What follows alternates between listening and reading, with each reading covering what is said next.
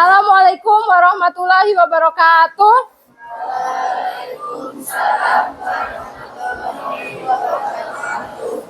Selamat pagi semuanya.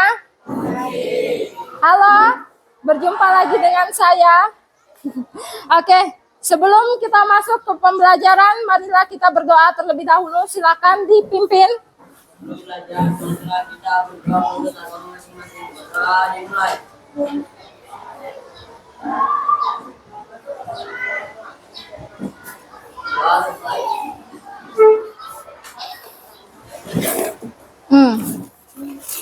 Saya absen dulu.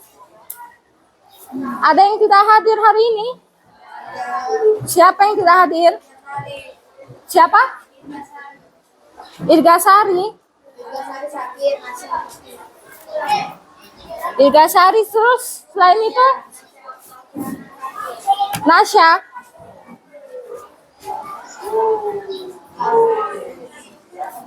Nasya. Selain itu masih ada? Cuma 2 orang itu ya? Oke. Jadi selebihnya hadir semua ya? Bagaimana kabarnya hari ini? Baik? Sehat semua? Di sini yang di dalam kelas ini tidak ada yang sakit ya? Tidak ada, oke. Silakan dibuka buku paketnya.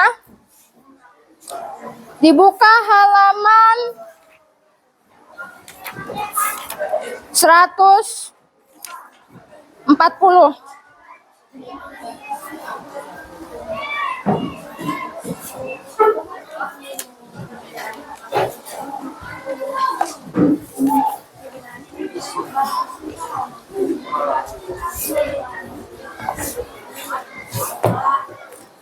Buka semua? Sudah? Di situ ada contoh puisi.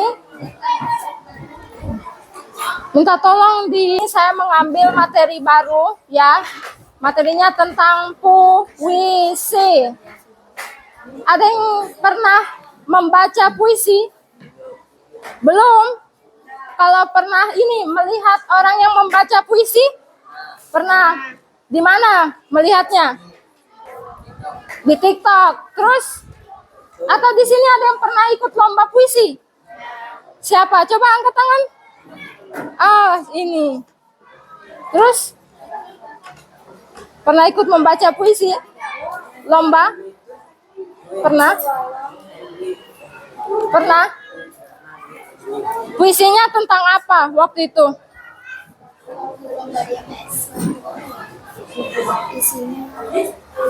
Temanya tentang apa dia? Udah lama loh Kak, masih SD Pak dia lombanya? Ada, cuma lomba-lomba. Oh, cuma lomba-lomba. Oke. Jadi sudah pernah melihat orang membaca puisi ya? Orang membaca puisi itu dia itu yang ditampilkan selain kita bisa mendengar puisi yang bagus, biasanya kita lihat apa aja dari gerak-gerik badannya, gesturnya, terus dia ekspresinya, mukanya, dia ekspresif ya. Dia ekspresif ya untuk menggambarkan emosi atau itu untuk menggambarkan emosi atau menggambarkan sesuatu yang ada di dalam puisi tersebut. Nah, di sini kita akan membahas materi tentang puisi. Yang pertama itu mengenal puisi. Nah, bagian pertama, puisi merupakan sebuah bentuk karya sastra yang puitis, terdiri atas lirik dan bait. Jadi maksudnya adalah puisi itu adalah sebuah bentuk karya sastra yang disusun dengan kata-kata yang indah. Nah, puitis di sini berarti dia itu bahasanya itu indah gitu, menggunakan bahasa yang indah, dan bahasanya itu berbeda dengan seperti kita berbicara dalam sehari-hari, beda dengan bahasa sehari-hari. Nah, kemudian terdiri atas lirik dan bait. Jadi larik itu adalah baris, ya, baris-baris. Nah, kemudian bait itu sama seperti paragraf. Kalau kita dalam teks-teks itu biasanya sebutannya itu paragraf. Kemudian puisi juga memiliki rima dan irama. Rima adalah pengulangan bunyi yang berselang, baik dalam puisi maupun pada bagian akhir. Sedangkan irama adalah bunyi-bunyi yang berulang, teratur, dan variasi bunyi. Menimbulkan apa, Fatir? Menimbulkan apa? Gerak yang hidup, Gerak yang hidup seperti air mengalir. air mengalir. Kutipan dari Pradopo tahun 2000 halaman 40. Nah, di situ ada contoh ya, saya jelaskan dulu. Tunggu. Tunggu. Rima adalah pengulangan bunyi yang berselang. Jadi rima itu adalah pengulangan bunyi yang teratur. Bunyi yang diulang secara teratur di dalam puisi. Baik itu di awal, tengah, bait maupun di akhir. Tapi umumnya yang sering dipakai itu di akhir kata.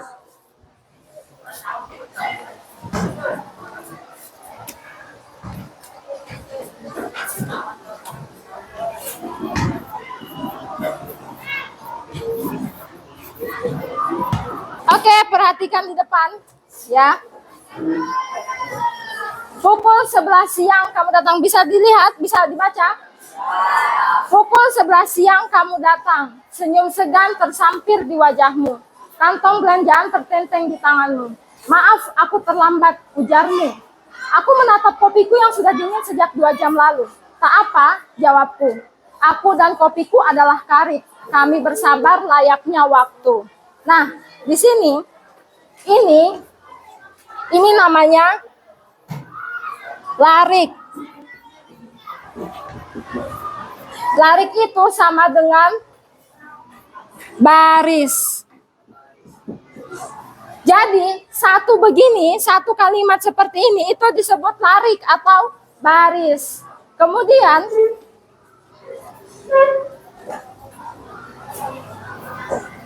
kumpulan dari larik dan baris dalam puisi itu disebut bait. Jadi dalam satu bait itu terdiri atas beberapa larik atau baris, ya. Jadi tadi ini apa? Satu kalimat ini disebut larik atau baris. Kumpulan dari beberapa larik atau baris disebut bait. Oke. Kemudian lanjut. Di sini ada pengulangan bunyi yang sama. Contoh, di wajahmu, di tanganmu, ujarmu. Kemudian jawabku, layaknya waktu. Nah, pengulangan bunyi di akhir ya, ada pengulangan bunyi yang sama yaitu vokal U. Itu disebut namanya rima. Ini namanya rima. Jadi ada pengulangan bunyi yang sama dalam satu bait. Nah, itu disebut dengan rima.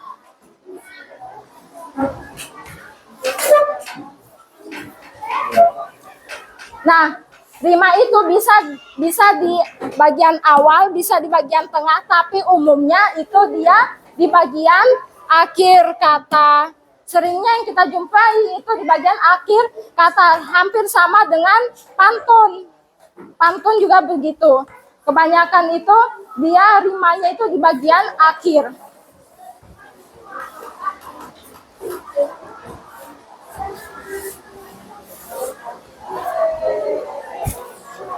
Kemudian yang disebut dengan irama itu dalam satu baris atau larik ada pengulangan bunyi yang sama, yang teratur.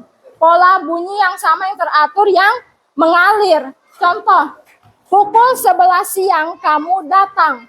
Jadi di situ ada pengulangan vokal U, vokal A, vokal U, vokal A. Nah, itu kan dia didengar indah ya, didengar itu enak, seperti air yang mengalir kata pradopo. Nah, jadi dalam satu baris itu ada pengulangan pola bunyi yang mirip, yang sama. Itu disebut dengan irama. Nah, contoh ini ya. Dalam satu baris ini ada U, ada A, U, dan A. Nah, dia mengalir, jadi didengar itu enak begitu. Didengar dia mengalir seperti air.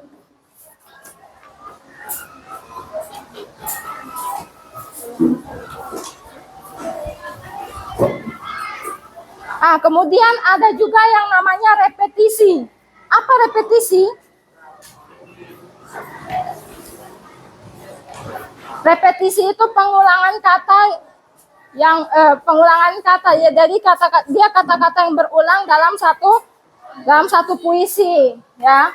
Contoh di situ ada kau menunggu aku berbicara, aku menunggu kau berkata-kata, kopiku menunggu segala hal yang sia-sia. Nah, dilihat di situ di contoh kedai kopi pukul 11 siang.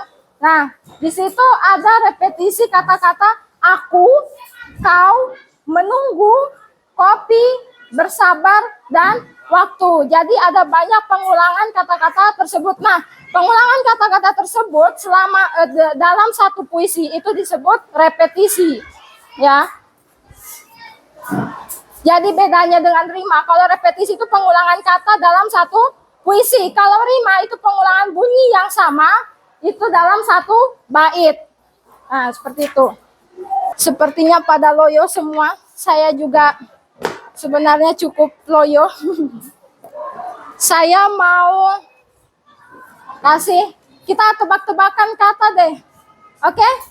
Ice breaking sebentar, biar refresh.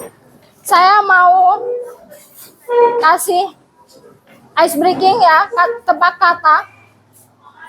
Jadi, perhatikan sebentar.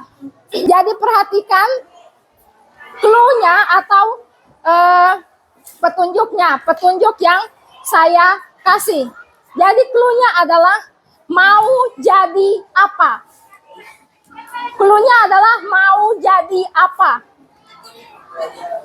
Oke, perhatikan ya, mau jadi apa? Clue-nya mau jadi apa? Hari ini jadi manajer. Hari Senin jadi manajer.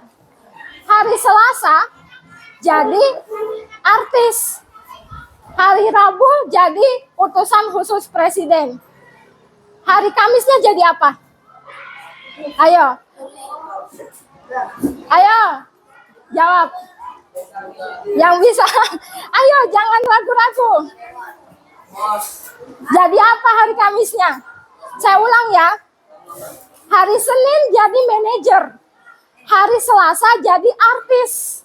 Hari Rabunya jadi utusan khusus. Hari Kamisnya jadi apa? Jadi apa? Ayo. 1,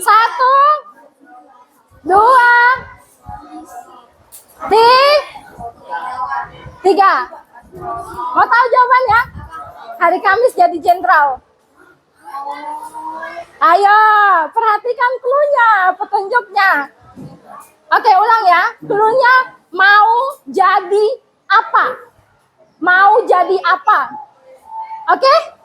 Sudah? Oke. Hari Jumat jadi arsitek.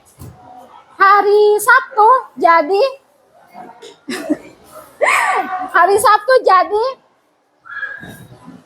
penulis. Hari Minggunya jadi nggak boleh sama, harus lain. Ayo. Sudah. Apa? Ayo. Asfalot siapa yang bilang? Ah, boleh. Oke. Jadi sudah paham kan? Ah. Paragraf ini menjelaskan apa yang dimaksud dengan kata puitis. Tadi saya sudah jelaskan di awal. Kata puitis adalah karya sastra yang